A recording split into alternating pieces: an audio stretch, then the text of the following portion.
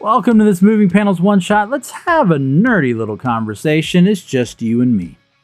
So, full transparency, the original plan for today's episode was to have a bracket pitting Mark Millar's different screen adaptations against each other to see which one would reign supreme. But, as it often happens, life. There were scheduling conflicts that got in the way, and I couldn't make it work with my co-hosts. So instead, I'm going to take a different approach.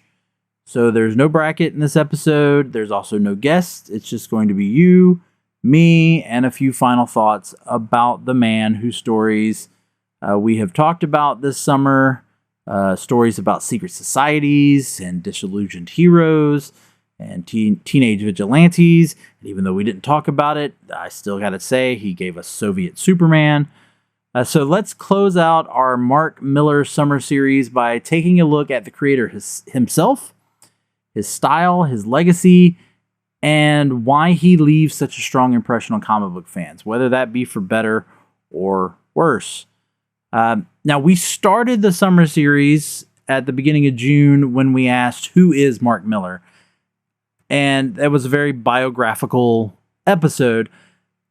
But I think by this point, here at the end of July, I think we can confidently say that Mark Millar's not just a writer, he's a force. There's a fearlessness in the way that Millar writes.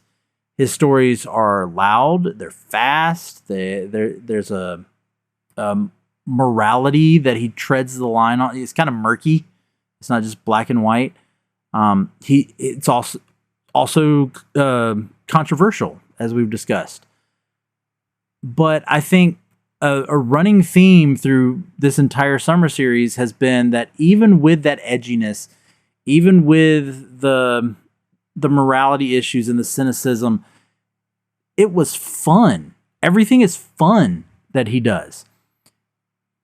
Kind of in the same way that you enjoy a roller coaster, that you've never been on before. There may be a point on the roller coaster that you regret getting on, but of course you have to stay on it, but kind of get my idea here. You finish it out, and at the end, your heart's pounding, and in a lot of cases, you kind of want to just get back in line and write it again. And Frank Millar's someone, I say all of this, I'm not ignoring Alan Moore, Frank Millar, Grant Morrison. He falls in the same group as, he admires those creators as well. But instead of just imitating them, Mark Millar seems to ask, how can I break it down and do it in my own way? And it is that drive, that attitude is what makes Mark Millar so fascinating. Because, okay, so the thing about Mark Millar is that pretty much you could look at all of his work and say that it is a pitch. Like he's starts with a pitch, an idea, a concept, I guess would be a better word. You look at Wanted, he goes, what if villains, evil societies have actually won and taken over and we just don't know it? It's like a movie pitch. Or Kick-Ass, what if just an ordinary kid put on a mask and fought crime? Jupiter's Legacy, what if superheroes were your disapproving parents? What if you didn't want to go into the family business? And of course, Nemesis we talked about, and we've said this throughout the summer. What if Batman was evil? And because in those pitches, Millar does what he's best at. He grabs the reader, and he does that in just those one or two sentences, that concept, that idea, that pitch, and then he goes deeper. And he starts attacking, real issues. power, legacy, fear, fame.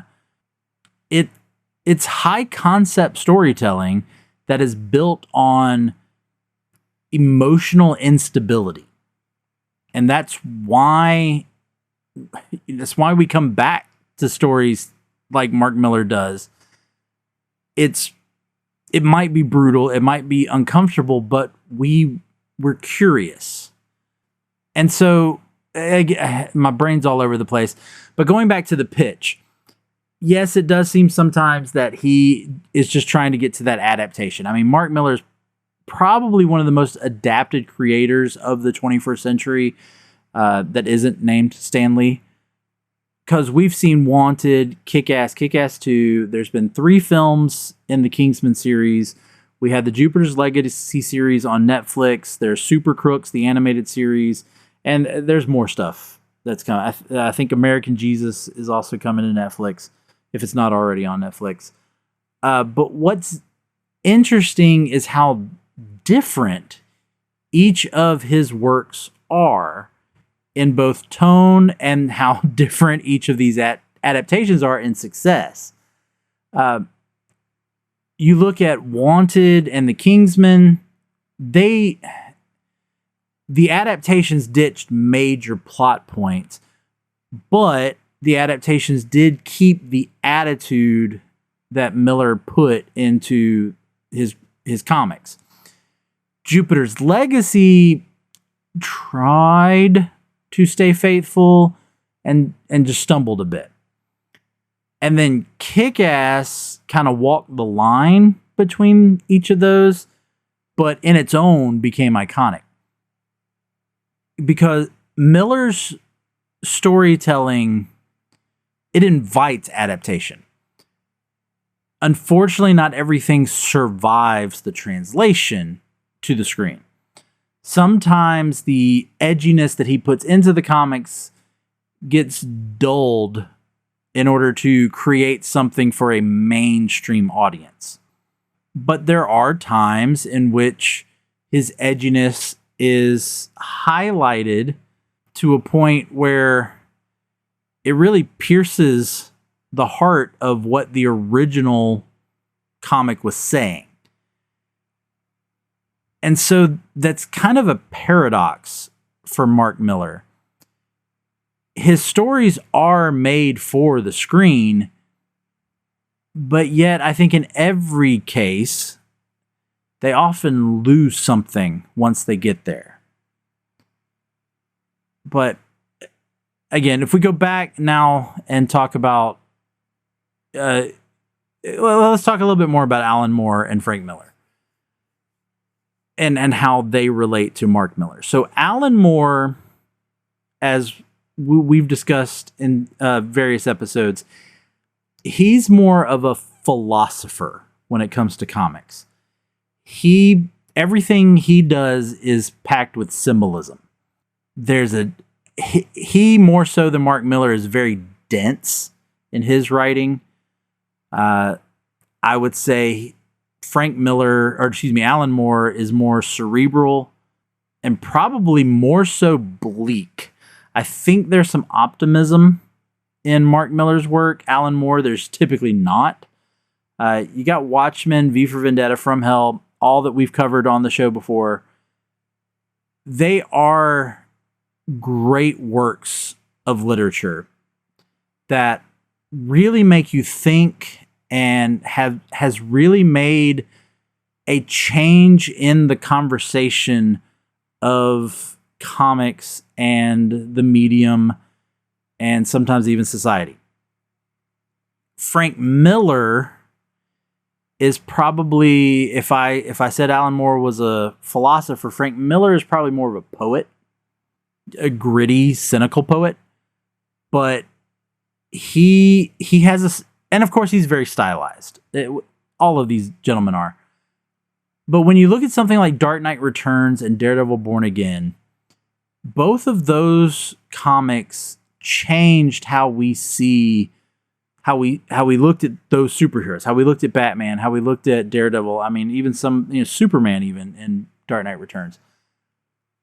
And then Frank Millar also created a noir style that there are some comics who still kind of borrow that style. So if Alan Moore is a philosopher and Frank Millar is a poet, where does that put Mark Millar? I think Mark Millar is the renegade. He's the punk rocker, he's the one that doesn't quite fit in. He's a lot louder. He's a lot flashier. Because when you compare his comics, they are like a lot of Mark Millar's work is a lot brighter than especially Frank Millar's, but then also a lot of Alan Moore. He's less concerned about the deeper meaning, and he's more about the in-your-face impact. He writes like someone who is just, I'm trying to think of a analogy here, but you just think of like Scarface, say hello to my little friend and just spraying bullets everywhere. Like that's what Mark Millar's doing.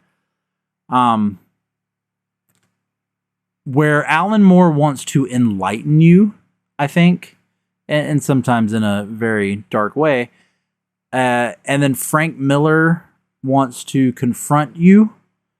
Now that I'm thinking about it, you could probably flip those. But Mark Millar, since he's our focus, he wants to provoke you. He wants you to think about your own life in some ways. So Mark Millar is trying to provoke you, as well as trying to get a movie deal. And look, that's not a knock on Mark Millar. It's honestly, we've talked about it. Alan Moore does not like adaptations get made. He doesn't even take the credit for them. Frank Millar usually doesn't like it when other people do his work, but yet when he tries to do it, it's not that great. Mark Millar believes that comics can be marketable and meaningful. And I think that's where he carves out his own lane. And it does set him a little different from the other two. But let's be honest, Mark Millar's work doesn't always age gracefully. Some of the language and the content, especially from his early 2000s runs, they feel intentionally inflammatory because there is violence that can go too far. There is cruelty that lingers just a little too long. There are shock moments that seem more for press than plot. And a lot of people can look back at his work and they can call it exploitation. Some comic book people can say it's just Mark Millar being Mark Millar. But the uncomfortable truth, those are part of what makes him famous. The willingness to be edgy is not what got wanted notice. Well, no, it is what got wanted notice.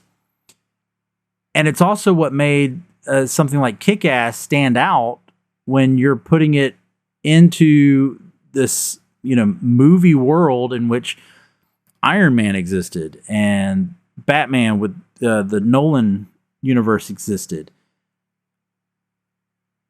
The thing is, though, is in today's society, does Mark Millar need to keep doing that? There are some of his recent works that I've looked into. He's got a series called Huck and one called The Magic Order. And I will say those look like he is moving into more mature storytelling. It's still edgy, but I think it's a little bit more balanced. I do think that he is evolving for today's society by showing a little bit more heart and being a little bit more empathetic. I don't know if that's just coming with age or if it's him adapting society. It's still Mark Millar, but he might be growing up a little bit. I've said it before. Reading Mark Millar's work is challenging. It's not difficult to read. It tests you. It's moral. It challenges you, as I've said, morally, emotionally. There are times that I absolutely love what I am reading. There are times that I've had to close a book and just sit there for a second. And then there are times that I've asked myself, like, is what I'm reading fun? And I think it's that duality that is what makes Mark Millar worth discussing. He's not one of those comfort read creators, like Alan Moore. He's one, but kind of different from Moore. He's one that hands you a comic and says, I bet you've never seen this before.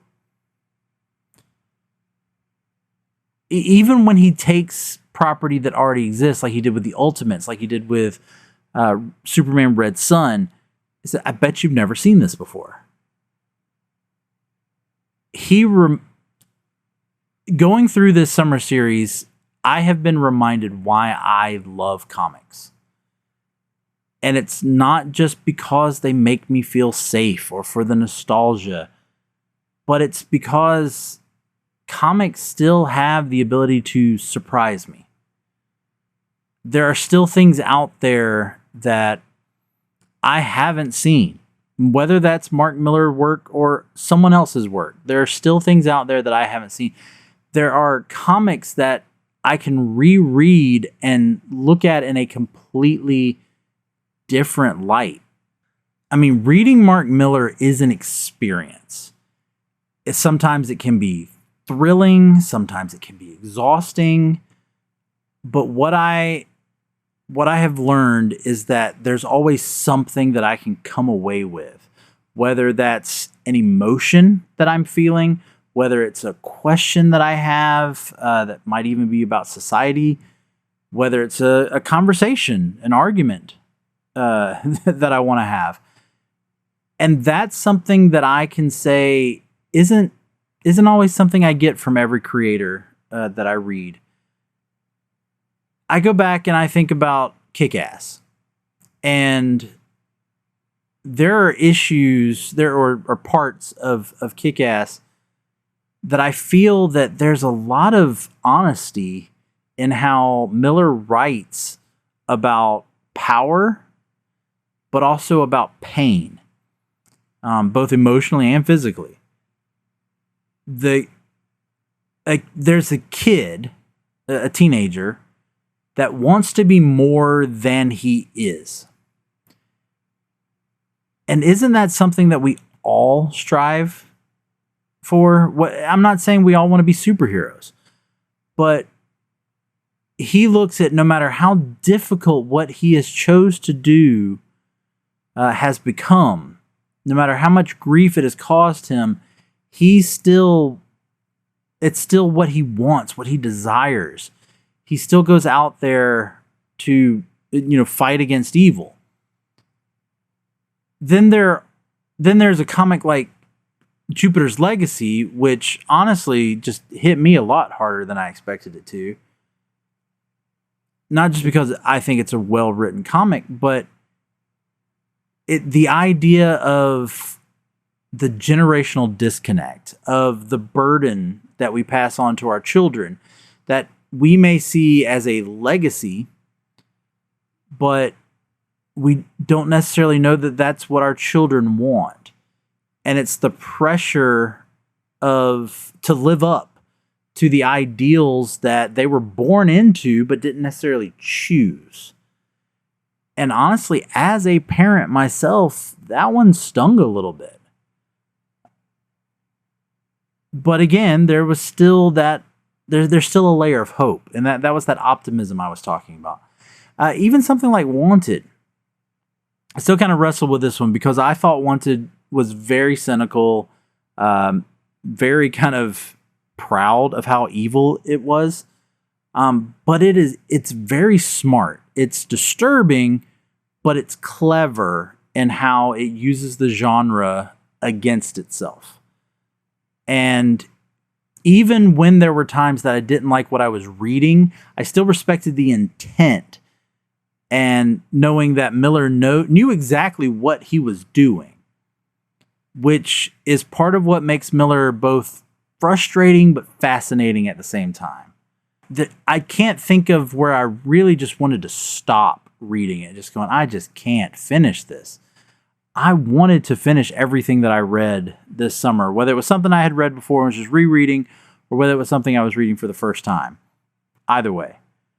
As we kind of close up here, let's talk about what I think might be next for Mark Millar. Because he's clearly not slowing down. The deal with Netflix has ensured that his Millarworld is going to continue. That even though Jupiter's Legacy was not that successful, there seems to still be content coming. Because, like I said, we've already seen Super Crooks. There's the Magic Order is apparently getting greenlit. American Jesus, like I said, as well. There might even be something with Nemesis. But I think the question really is will Mark Millar finally land a mega hit? Because that's the one thing he hasn't done yet. Yes, Kick-Ass, the Kingsman movies, they're cult favorites. But he hasn't reached the level of, obviously MCU, but even something like The Boys. He hasn't reached that level yet. I think it's possible. Some of it might need a reboot. There might just need to be finding something. I think whoever takes on the task in terms of turning it into either a TV series or a movie, they got to find that balance between the shock value and the storytelling that allows it to connect and have that emotion. The Magic Order might be the best chance because it's kind of Millar's version of Harry Potter, but with a little bit of, I guess, The Sopranos mixed in there, which I think is perfect for Netflix. And then something like Nemesis.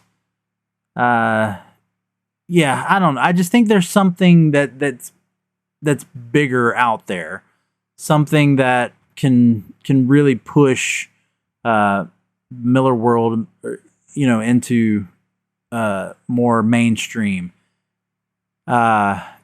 It's thrilling. His work is thrilling. It's terrifying. It's both. So there you have it. I'll go ahead and wrap things up. This is not the end, though, of our summer series. Next week, we're going to take on Kick-Ass, Kick-Ass 2. And, if you thought the first Kick-Ass was rough, the sequel goes a little bit darker. It's a little bit bloodier. And kind of really starts to raise the questions about where this world is headed.